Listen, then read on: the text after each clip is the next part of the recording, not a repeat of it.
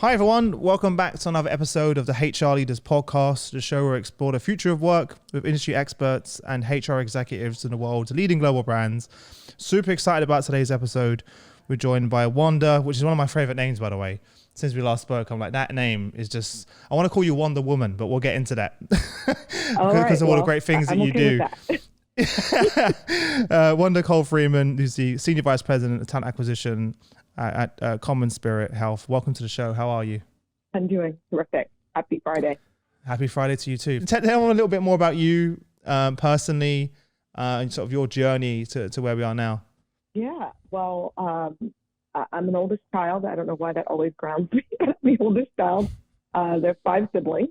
Grew up on the East Coast in the U.S. And really, I feel really fortunate to have gone to boarding school for high school. Really opened my horizon. Actually, books started it. I was always a really avid reader. And so kind of reading was my escape and just gave me a sense of the world that was beyond what I knew. So fortunate to go to boarding school in Maryland, went to Barnard College and at Columbia University in New York City. I had a fantastic time being a young person in New York. Loved the way Barnard integrated the city into learning. It was really wonderful. Quite frankly, thought I was going to go to law school, but really needed a break. And the only way I could afford to stay in New York City was to get a great job at either a consulting firm or investment banking. So I actually went to work for JP Morgan right after college. You know, I always joke, if I wanted 5 roommates, I could have done something else. But I was kind of done with that after being in boarding school since 14 and then in college. So worked at JP Morgan as a junior banker on the investment banking side. Really was an experience that I would never, like at the moment, I thought, okay, it's a paycheck. It sounds interesting. So it's probably one of the best things that I ever did. It really forced me outside my comfort zone. I'd never even taken an econ class in college. So here I was working on pretty big deals and learning a lot about businesses and how they grow and develop. And so that was fantastic. Got to live for a short period of time in Geneva on an assignment. It was just amazing. And from there, I got really involved in college recruiting, going back to my alma mater and some historically Black colleges and universities. And randomly, that is how I got into HR. Kind of stumbled into it. I love us starting the show with this because you never know, if I was investment banker to HR, just like you go and everyone's career route is different, but this is a new one for me.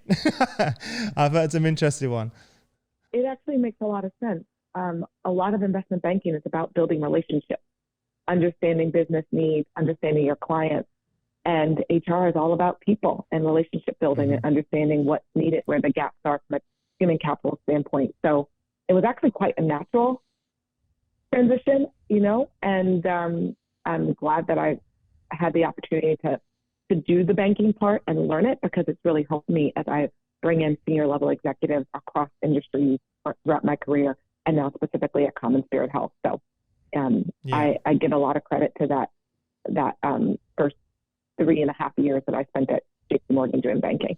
I want to take a step back for a second because, one thing that still stuck with me from our first conversation, which I feel like we share in common in some respects, is you was talking about, and obviously, correct me if I misquote this, your mum was a strong figure. She worked 3-4 jobs, I think you said before, growing up. You've got, did you say family of 5 brothers and sisters? Or did I make that up? As well. Right. How did that shape you and that, to where you are now? Well, first and foremost, I'm fortunate to say I just left my mom. I was with her back east, helping her out on a few things this week. So it's great. And she's such a huge influence in my life. I think who she is and how she loved us and taught us to believe in ourselves and to bet on ourselves. And I know that sounds odd, but to know that you've got to put in the work, and you put in the work and you work hard and you lead with integrity and you give back and you think about not just what you're going to get out of a situation, was always kind of my mom, think about how you can be impactful.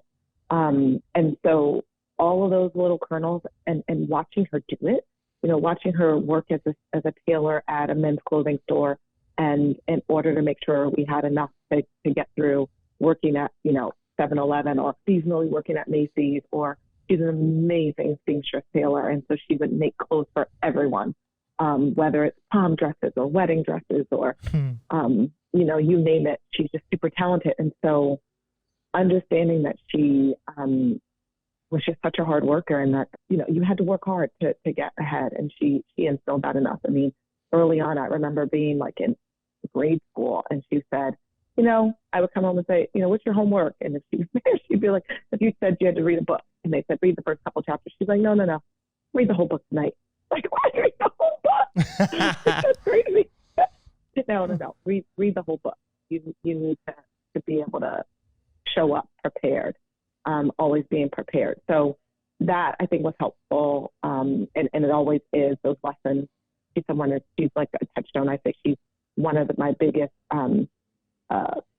cheerleaders, but she's also in my board of directors. I go to her for a lot. And then I think being the oldest, wanting to set an example, to give my siblings something to know that they could look forward to. They could strive. They could do whatever they wanted, was really important for me.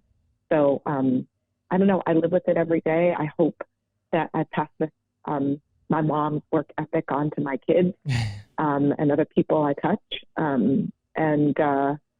She's still got a lot of energy. She works the night shift still today, and I'm glad I'm 3 hours behind her. She sounds amazing. Yeah, she's an amazing human, and I have a lot. I credit her with a lot. That's who I am. No, I love it. She sounds like an incredible woman. I'd love to meet her one day. Like, and again, it stuck with me. Even our last conversation, when you were talking about your mom, the experiences, like I could feel it even through the lens or the Zoom, and how that shaped you of where you are now. Because not only she was just saying it, she embodied it, right, in every single way. Work ethic. You saw it as a child growing up, the hard work, what it took to do that, and that changes you and your perspective of how things do. And my older brother was that for me. So when it came time, my mom was a single parent with 4 kids. So when it came time that he could literally legally get a job, like the moment his national insurance card came in the post, because we have like the national insurance number you need to get a job when you're like 16 or whatever it is, he was so excited to go out and earn and help the family. And I was like, all right, I'm next.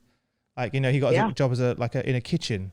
Then he worked his way up to a chef, and I was like, wow, like we can do it. We don't have to be poor. Like, and it sounds like we don't have to be poor. Like, and I remember coming home and like getting my first paycheck and being like, seeing £1,000 and being like, I just, just couldn't believe it. I remember like going to the cash machine and just typing the numbers in, being like, oh wow, like I can do this, and he set a good example for me, to be able to, and then it kind of ripple down the family that we don't have to choose to be where we are. We can do something about it, which was a big deal at the time.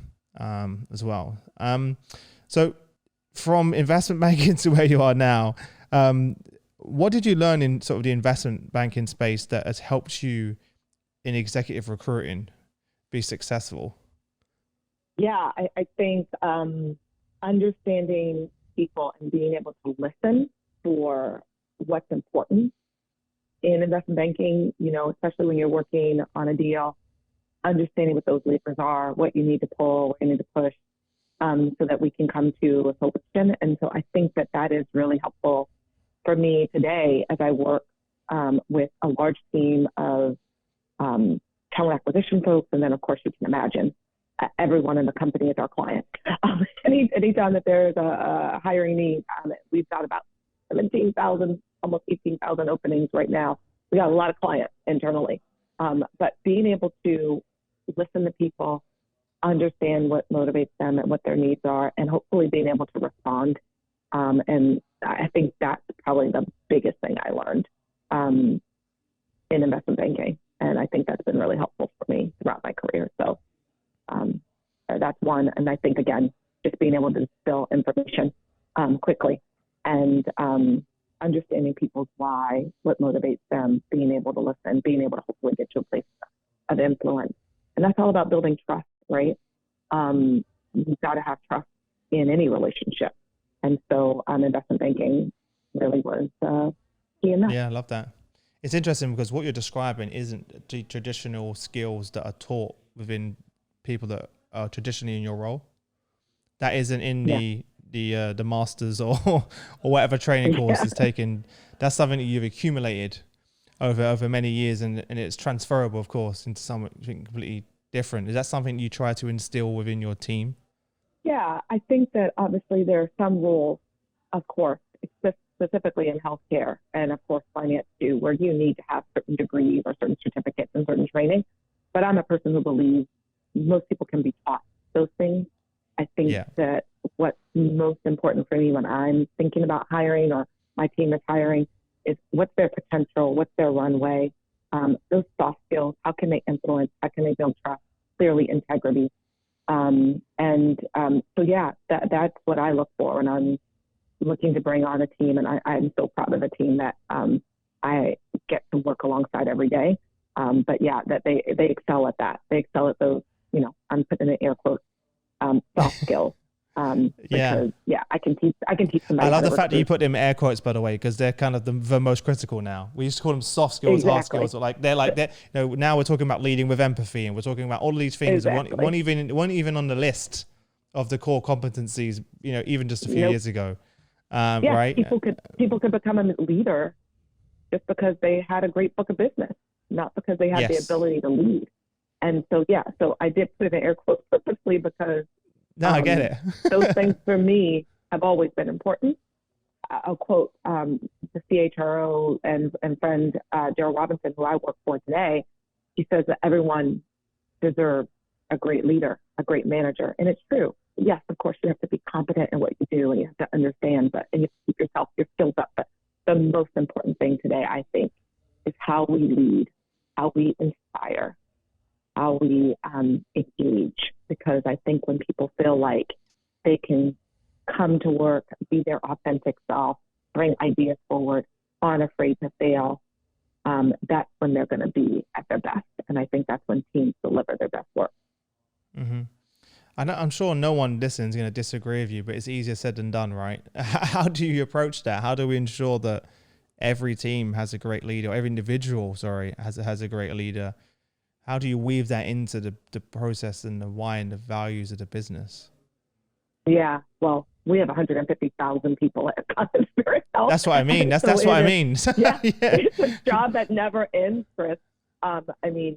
Clearly it starts with our mission, right? Absolutely trying to, as much as possible, identify team members and associates who connect with our mission, our vision, and our values. Being a faith-based health system, we're very committed to making sure that we can provide access to high-quality care across this nation. And we often talk about not just getting folks who, check the boxes from a competency standpoint, but their head is in it, their heart is in it, and their hands are in it. And so I think that's the first piece, right? We have to start with the attraction piece and building our value proposition for what it's going to be like to be here. And then as we grow our leaders in our organization, we have to continue to create that culture of excellence, that culture of compassion. And for us, particularly, we talk about human kindness. And so obviously we have training sessions, we have real conversations with each other. We try to build that trust. Things to help us measure that is our engagement surveys and pulse surveys that we do throughout the year. Our retention, all of those things there's not one element of anything that I think one does, but it's a collection of things that an organization, I think, has to have. And I think first and foremost, it's just making sure that from top to bottom, the folks who are there for the right reason and not connecting them with your mission, whatever that is. And I feel CommonSpirit, where I am right now, we've got an amazing mission. People doing awesome work across this organization to help people when they're at their most vulnerable. And then the work that we're doing around population health and health equity is so inspiring and, quite frankly, vital to the health of this country. So that's the way we try to do it here at CommonSpirit. On my own team, I try to instill that. I also try to recognize people when we have small wins and big wins. I think we don't celebrate enough. So just trying to also have people know that you care about them for who they are and get to know them and have them understand you. And I know people use this a lot, but I do think it's about being an approachable and vulnerable leader. I think helps build that. So many great points there. And one that I want to add, because I've been asked this quite a few recently, do you link that also to compensation? We have goals. Actually, we have targets for our incentives, and we have financial and operational goals. And one of the metrics on our goals is employee engagement. Obviously, everything's weighted, but yeah. And then we also now have a cultural score that we get periodically, and it's leading with our culture. And so it's a collection of things from diversity and inclusion on your team. It's how you promote people. But it makes up a part of how they're compensated. Yeah, so they have to tick those boxes too. Okay, good. That's a great thing. And there's so many companies that are doing all the things that you're talking about, but that's a part that I feel like they do all of those things, but then their KPIs and compensation don't match. They're not driving the outcomes, if that makes sense. They're trying to see, and it was pulling in two different directions. And I definitely don't take credit for that. I think, obviously our executive leadership team, our CHRO, our board, really believe in it as well. And so I think that we have a lot of board support as well as support our executive team. So our teams are encouraged and lifted up by that because, as you said, it's in our metrics. Yeah, love that. You I want to go back to your team for a second because I know you really focus and emphasize on the prioritizing the well-being of your own team, especially over the last 2 years. It's always been tough, but now it's been really tough in the last 2 years. And you mentioned some really cool things that you do, which I think you already know what I'm referring to. So you could walk us through some of the activities and things you have in place with your team to make sure you're connected and that you're focusing on prioritizing well-being. Yeah, absolutely. And we touched on this definitely when we spoke before, because I do feel it's really important that wellness isn't just about physical wellness, but it's also about emotional and mental wellness, about your financial health. It's a myriad of things. I think we've all been, oftentimes people are in their bedrooms now doing their work at their dining room table. So it's hard to separate work from home now, especially with so many of us being at home. So some of the things that we started doing, and actually one thing I didn't, I can't take credit for, I've continued to do, but actually someone on my team suggested that I do it. And I started writing a blog. And so every Sunday, I write a blog called Our New Normal. This was, I think, the third week of COVID on lockdown. I started this blog. And I've kept them all because it's almost like this really cathartic thing where I share what's going on. I have empathy with them. I tell them, there were some dark days during COVID for us as well. So is it a blog that goes just to your team, or is this external as well, just purely personal to your team? I just send it to my team. Yeah, it's just really personal to my team, and oftentimes really personal to me, quite frankly. Yeah. During that summer when we had kind of civil unrest and racial violence, I have a young Black son. So sometimes I would talk about that and those challenges, having them take care of themselves. So I do the blog. And from time to time, each week, sometimes I'm thinking, maybe I should stop writing this. Maybe no one wants to hear from me. And then I get a nice email. Thank you. I needed that. So I often put inspirational quotes or things that I get a lot from Buddhist teachings as well. And I just try to, whether it's photos from me going hiking or getting to spend time, which was rare, in person with people during COVID safely, just really talking about what we're all feeling and that juggling. And oftentimes it's really stressing that they have to prioritize themselves. We also have something that I love and look forward to every Wednesday, Wellness Wednesday. So for 15 minutes, top of the morning, 8 a.m., whether it's folks from our team or they procure other people, we've had everything from meditation to musical chairs to making Play-Doh art, Zumba classes, weightlifting and chair yoga, you name it. Little kids, the best one was when it's actually done, I think, 3 times now, where kids from, whether it's grandkids or kids from the team, out on holiday, they have actually told us jokes and did like a little comedy 15 minutes. So cute. It is the cutest thing. And every time I ask for a call for what people want, we love getting the kids back. So we've done that.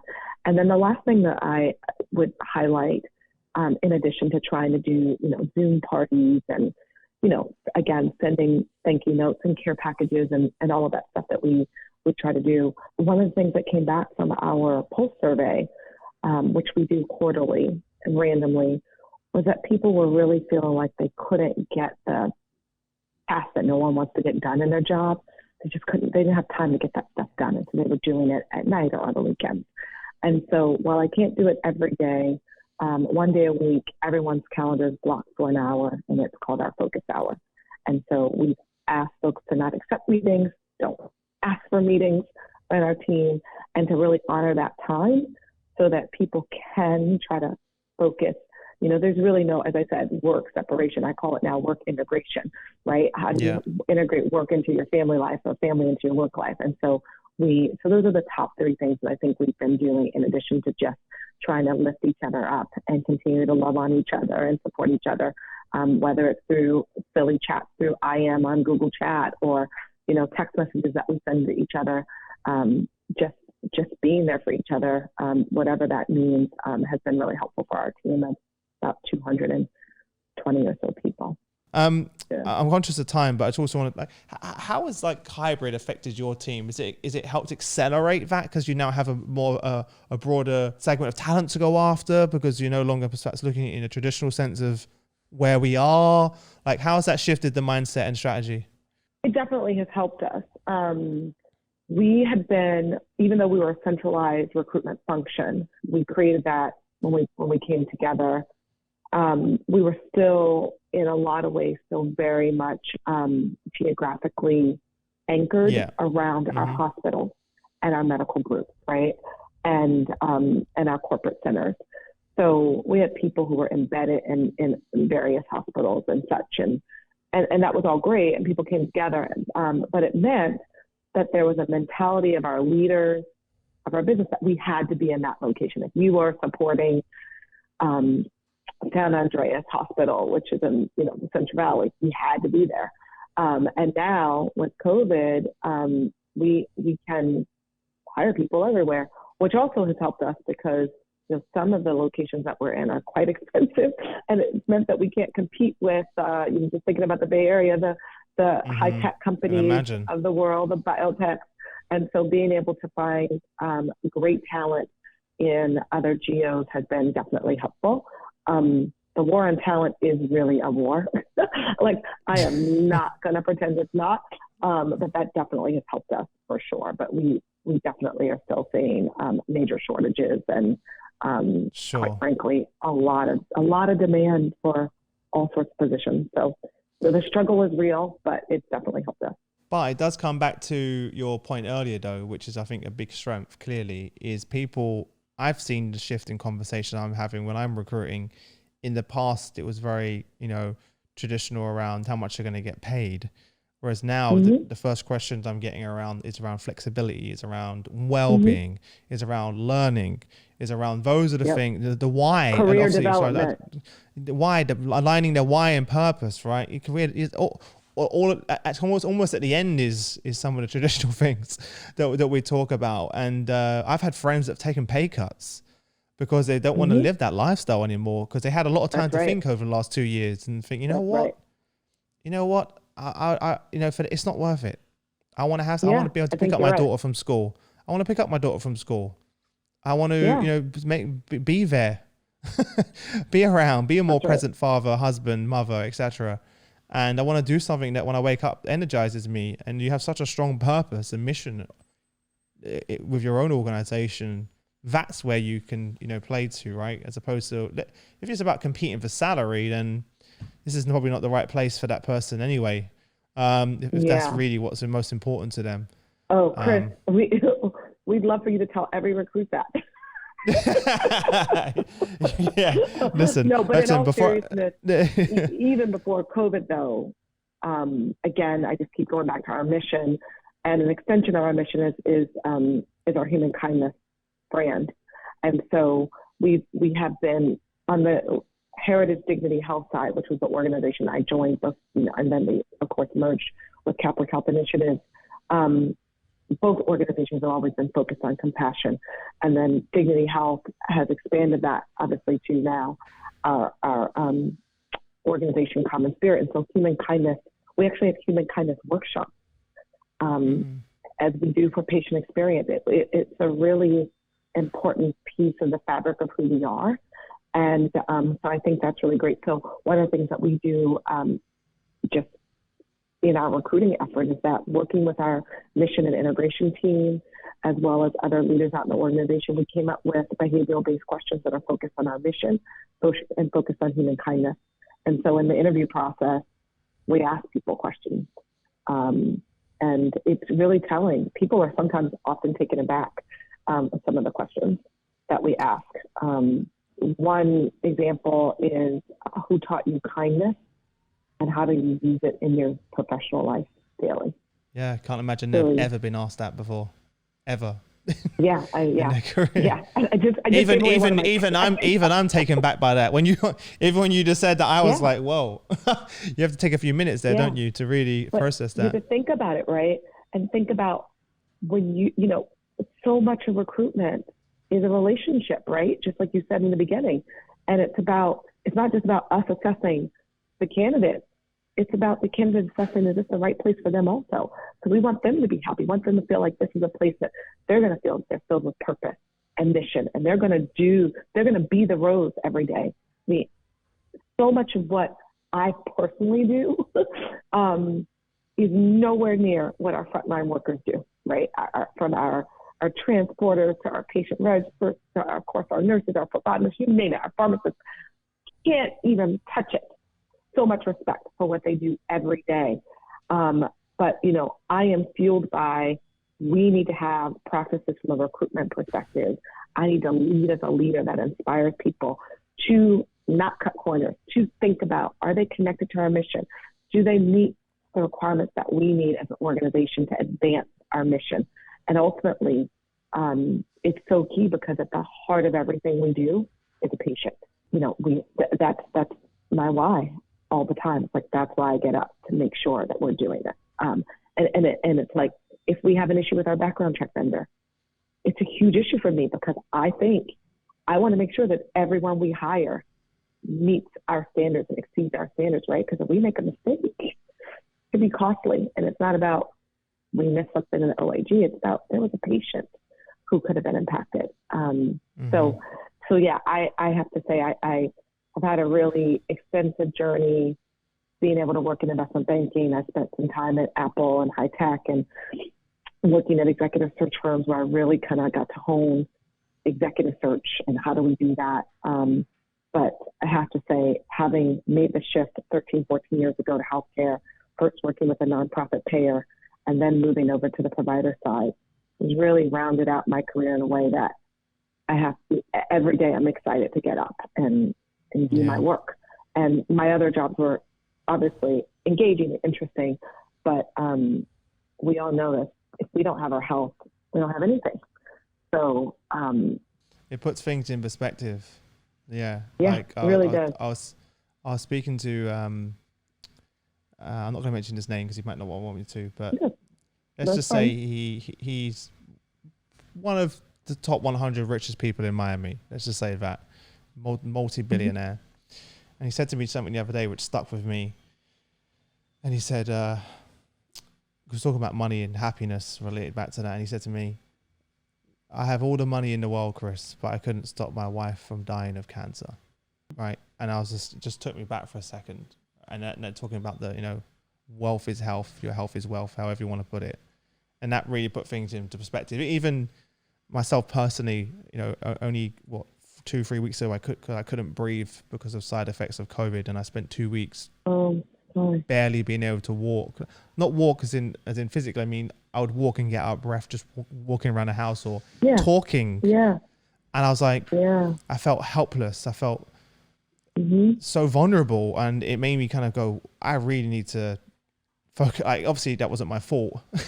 But it made me think, it did make me think, I'm going to start training more, get healthier, eat healthier, just going to just put everything in perspective. I was like, so for you to wake up every day knowing that what you do and every decisions that you and the team are making are impacting lives of millions of people, there's, I don't think it gets much stronger than that in terms of the purpose.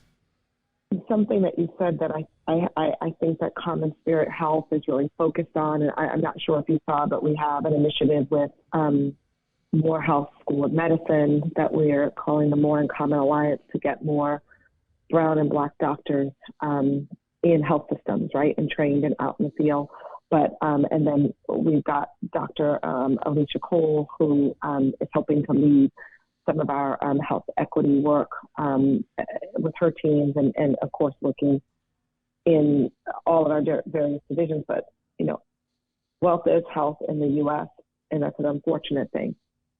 And so we need to make sure, as we think about the paradigm of healthcare in the U.S., how can we make it more equitable? And so we've got a whole initiative around health equity, and it's one of our pillars. We're really proud of some of the work that we're doing there because, again, as I said, everyone should have a great leader. Everyone should have access to great health and access to healthcare. So really excited about a lot of the work that our teams are doing to create equity in the healthcare space in the 21 states that we're in. Amazing. Well, look, thanks so much for coming on the show. It's pleasure. like you were meant to be in this role.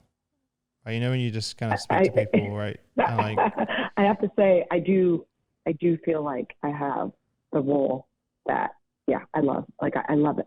I love everything. I love people. I love people. I love helping people. I love helping businesses grow. And at the end of the day, people are the key to that. And we can have machines and AI and all that stuff. But at the end of the day, somebody's got to create that. Somebody's got to develop that. And human connection is going to be so important. And so, I feel, my mom says, don't say you feel lucky, say you feel blessed. And I agree. I feel blessed that I landed here. I'm blessed about this journey, and I hope that I can continue on to keep this going. Well, I think that's a good place to end it. I appreciate you. I appreciate the work you're doing, that your team are doing. As you said, you're just one of, thousands of people that make this happen. It's all about the team as well. And I wish you all the best until we next speak. But I appreciate you sharing your story and journey with everyone and coming on the show.